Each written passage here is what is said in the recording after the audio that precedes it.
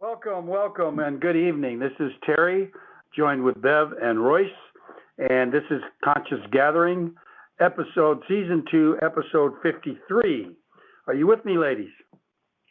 Hello. Hello and welcome everybody. Yep, episode 53. So we have quite a few things that we want to touch upon tonight, and I think it may be a lively discussion.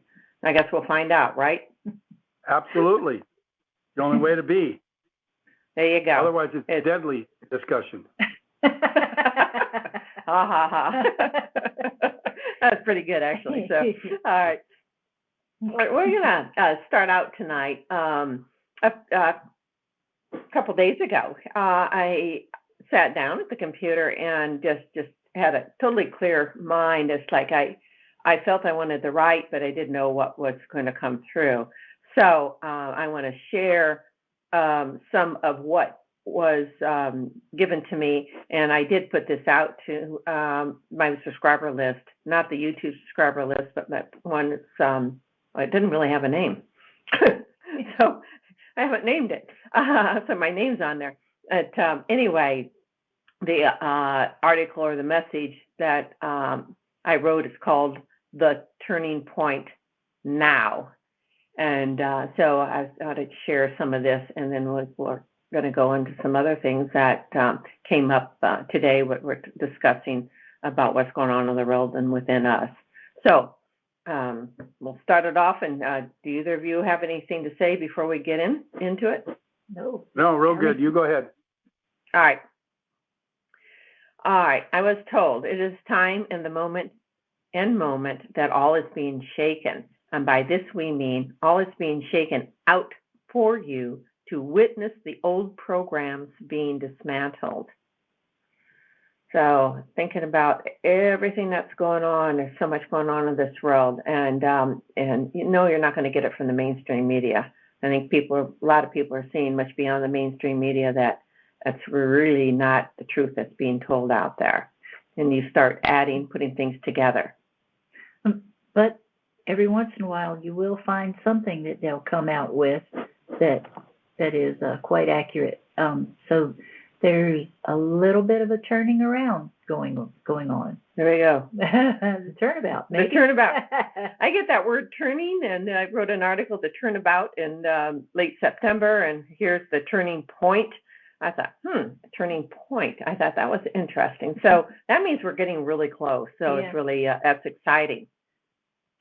But the other things that came through me was, what is it within you that rebels? You ask for what is for your highest good, yet you rebel when you are shown or see within you something you may think is nefarious. Think about what we are sharing with you. You say you want sovereignty, yet you rebel when it is offered. You know, do we want the government to do things for us? A lot of people do, you know. And does that give us sovereignty when they're making decisions for us? But it's not just government. It goes into all the facets of our lives, you know. Any place where you're handing over the responsibility to somebody else, it's the same setup. Yeah. Say, I want leaders. I want to follow them. Does that give you sovereignty? Or are they working for you? And that could be, as you're saying, religion. We talked about that last episode, and Terry, you went into all that. And corporations and advertisers, all of the stuff that we're seeing that impact our lives. Or how stuck are we to our cell phones, for instance? You know, it's an addiction. Yeah. And they knew it. Yeah, I admit I'm on mine quite a bit. So anyway, it's you really start looking at everything around you, and that's everything's being shaken. Yeah. So it's really interesting. All right. Then they said, perhaps take a look at just what this means to you, and that is, you rebel when your sovereignty is offered, and you're like, wait a minute. And the mandates, of course, is another big thing right now, and that's such a big word right now, is because of the vaccination mandates. And a lot of people are saying no, they're walking off their job. And other people said, no, we want our freedom and take it, that gives us freedom if everybody has it. And other people are saying, no way am I putting that into my body. So it's like, what's best for you? What narrative are you going to follow? And it's the narratives that we follow. And they're saying, no, follow what's all in your heart. So anyway, it really takes us to, gives us a chance to really look at everything that's going on and how that impacts our lives. And then we can see the programs within ourselves. So you're like, whoa, that is a program. Yeah, once you see one program, you see where you've been programmed in another area of your life. It just keeps going. Yeah. Until, it comes up to the surface so you can see it. Yeah. It isn't until you see it and acknowledge it that you can flush it out. Yeah. Yeah. Do something better. Whatever that means. Yeah. What's better mean? Yep. So it's all of these things. It's like, what does that all mean? So anyway, it's really a lot to ponder on. And just one big thing to me is be true to your own path. People say, I don't know what my path is, blah, blah, blah. I want peace. I want, love. I want this. I want that. And even, what does that mean? What does peace mean to you? So. Yeah, and peace, it's quite an interesting concept, because there can be peace around you, but if you don't have peace within yourself, then what's around you doesn't mean anything. Mm-hmm. You have to find a place of reconciliation, I guess, with yourself. Yeah. It's like, okay, are you happy with your life? If not, why not? And you start asking those, and then you're shown, this is your self work with your physical body. Basically, you can call it the God within, whatever. And that's what they were saying. Do you want your sovereignty? And you rebel when it's offered, but you're seeing within, and you're like, wait a minute, do I really want that? Or do I like the high I get from the adrenaline rush when something's scary? And some people are addicted to that. Mm-hmm. And I understand that. I know I've been there. I am there sometimes. I admit it. But it is like an adrenaline rush, because you get that moment of high. And here we're approaching Halloween. And why do people like scary stuff, or haunted stuff? It's that adrenaline rush. I have to tell you one thing about Halloween. There was this little girl that came to my door one year, and we were doing the ooh kind of things when the kids came to the door. And at first she ran away, and I kind of chased after her, and then all of a sudden she stopped dead in her tracks and turned around and looked at me and smiled real big, and then gave me the biggest hug. It's like all the fear disappeared right there in that moment, and there was the fear, that rush got replaced by pure love. It was just wonderful. Sounds that's magical, but yet it's not magical. Yeah. It's us. So anyway, Terry, do you have anything to add yet? Well, yeah, I mean, it's all a framing of consciousness, Mm-hmm. and I venture to say, Royce, that if you're not peaceful inside, you don't have peace outside, because it all comes from inside. And then you'll have the peace outside, because what's inside it is reflected out, and that's what you're seeing. And so I imagine it could, but I think it'd be kind of a good trick to have you could project that you're peaceful, and people could think that you might be peaceful. You could be putting on that massage, that mask, but really inside you're not, and it's just a mask showing. Unless you get that inside peaceful, calm, and collective, it won't reflect outside for very long. You won't be able to keep it up. But and I know for me, no, I don't want to be scared ever. I never like it, and I still don't like it. I can tolerate it now because I know better. But when I was younger, I remember, I used to watch, I don't know why I watched some scary movies, but I'd watch the vampire movie or something or see that. And then my mom would put me to bed, and she always wanted to come and give me a kiss on the forehead. I said, no, get away. I thought you were going for my neck. Get out of here. So it's interesting how each person deals with those things individually. But as far as the turning point, I think we're at a point where science is catching up to spirituality and the alchemy that's always been around. They're learning that consciousness is true energy and that it can be harnessed. And if it's true energy, that means there's rules that govern it. And, we know some of those rules and we're sharing them with you. But, like we shared last week, Neville knows and believed that the consciousness of imagination is your most valuable gift, and it's God-given, and it's God within you that's doing it. If you think for a moment, look at all of the natural things in our earth, in our atmosphere and everything that man didn't create. Those were all created as an image.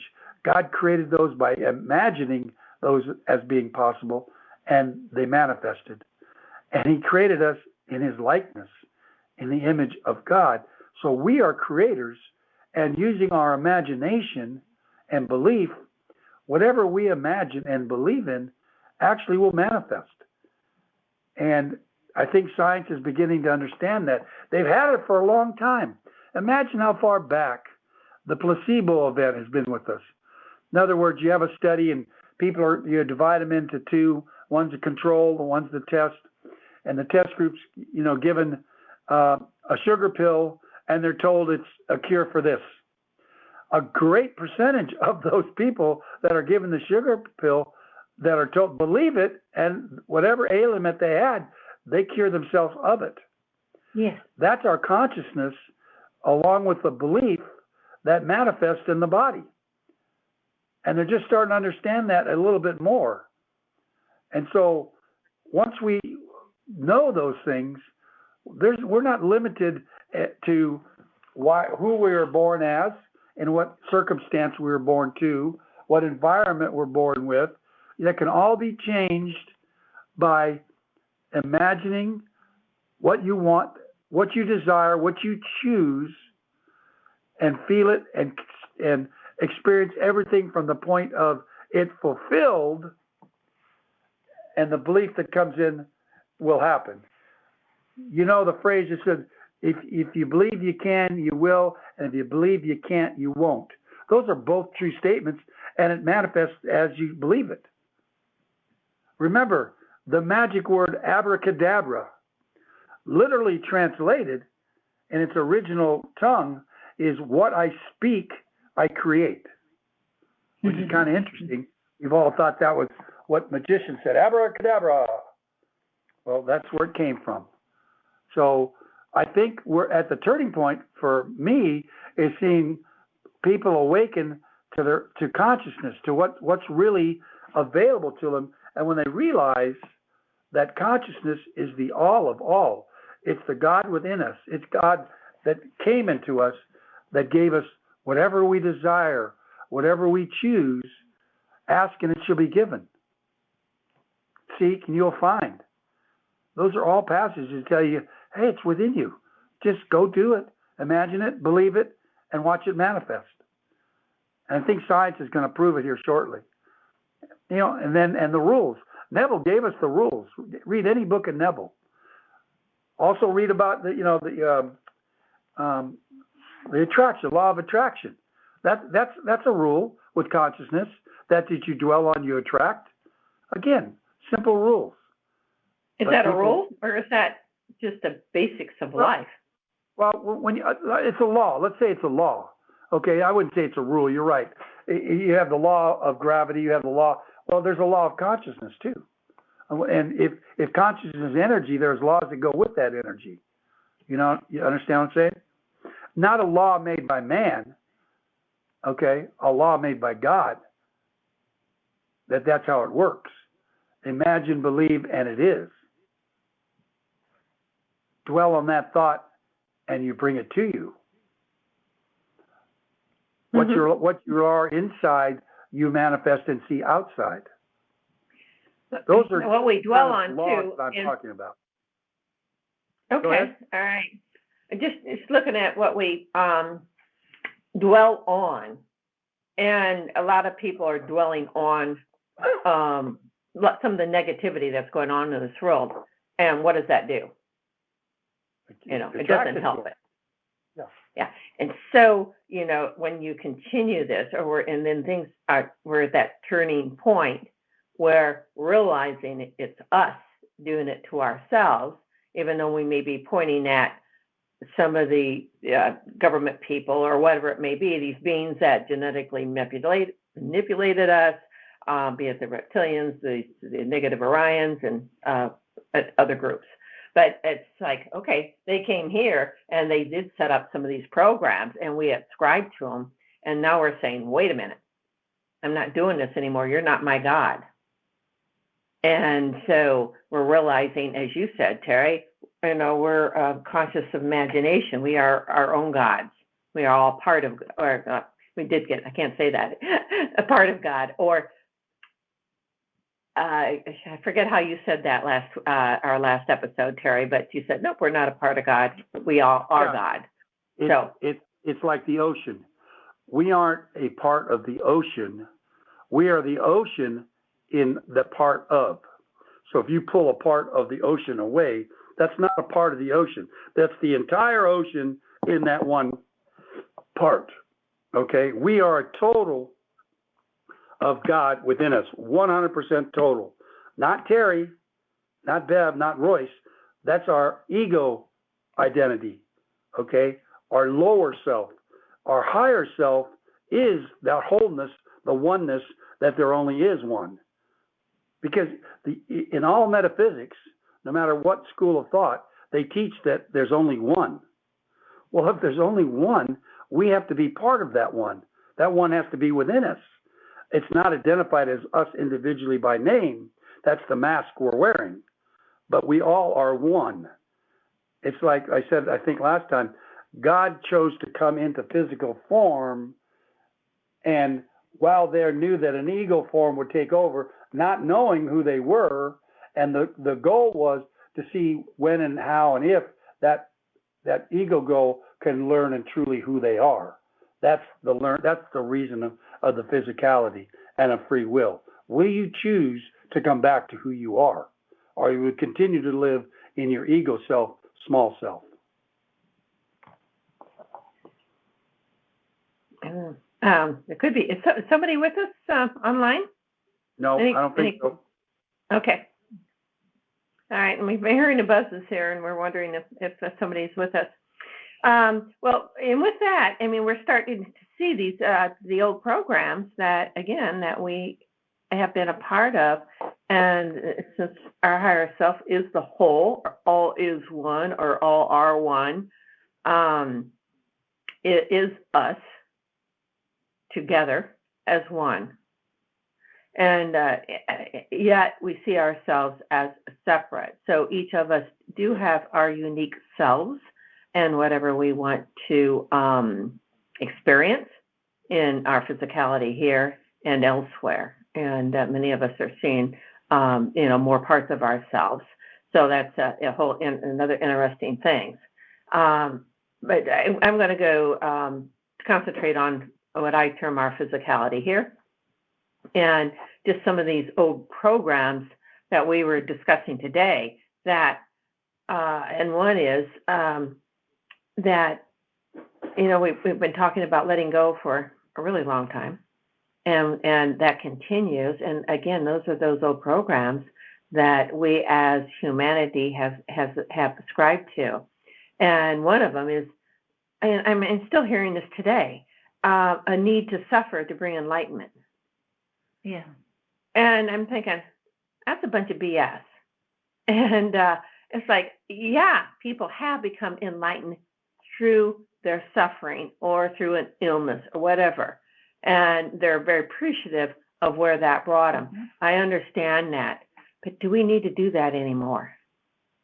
And And some people still believe that. And I'm like, wait a minute. No, we don't. Yeah, it's like when you've already completed something, it's done, it's fulfilled. You can use that as a stepping stone and go further. You don't have to stay in that same program and keep doing the same thing over and over again. Well, and that's where understanding consciousness comes in, because we've talked about this a little bit in the past, but the conscious mind takes in about, I'm going to be generous and say 40 bits of information a second. And actually, if you're trying to remember something, recall something, like a number or something, that drops to 7 plus or minus 2. That's why our phone numbers are within that range, of plus or minus 2, 7, can go up to 9, 10. And it's just the conscious mind is limited. Whereas the subconscious mind, that part that's really knows everything you want to know, it brings in, and I'm generalizing, don't quote me as an exact number, but it's up there like 40 million bits of information a second. Big difference. We think we're in control of what's going on. No. Habit takes over, subconscious mind takes over. You've all been driving a car, and at one point you got to a destination, you go, how did I get here? You didn't remember a thing. Your subconscious took you there because it's done it so many times. It knows what it has to do. The conscious mind is not aware of what's going on. It's off daydreaming or doing something else. But you're perfectly safe because the subconscious mind is in control. So once you understand that, and we start changing our language, like we've talked about before, I fall into the habit sometimes of saying want when the higher choice is choice. I choose. And just take an experiment, right? Everybody just who's listening later to the recording and us right now, say, I want. Just say it to yourself or out loud, I want. And feel what it is. Now say, I choose. Feel the difference, the vibration in your body on those two statements. Yes, I choose carries a much higher vibration and resonance in the body than I want. Because I choose, the subconscious is now being involved with a choice, whereas I want tells the subconscious not to give because you're desiring something down in the future. Because it doesn't take things, it takes things literally, and it doesn't figure out what you really want. So you choosing, desiring, those are strong words. I am, the two strongest words in our human language. And how those are translated in any language, those would be the strongest in that language also. Because you're invoking the name of God as given in the books, I am. And you're declaring that you are one with I am. Make sense? Yeah, sure does. It sure does. So it really. Now, when you guys did I want and I choose, did you feel that resonance, or is that just me? Oh no, it's palpable. You can definitely it really feel is. the difference. And you can do that with a lot of words. Much lighter. Go. Say. You can also go, I can't, and then say, I can. You know what I mean? It's amazing by shifting your words, how you shift your feeling, how you shift the vibration in your body. These simple little things. And these are the things we'd like to bring to our audience and bring to the people who are around. Becoming aware of how to go into the heart and tap into the higher self, the subconscious self, the heart intelligence, because it has all the answers. It's like the subconscious mind. It remembers everything. You can ask it, and it'll tell you the truth as long as you've quieted the mind, the critical mind, the thinking mind, the running the tape mind.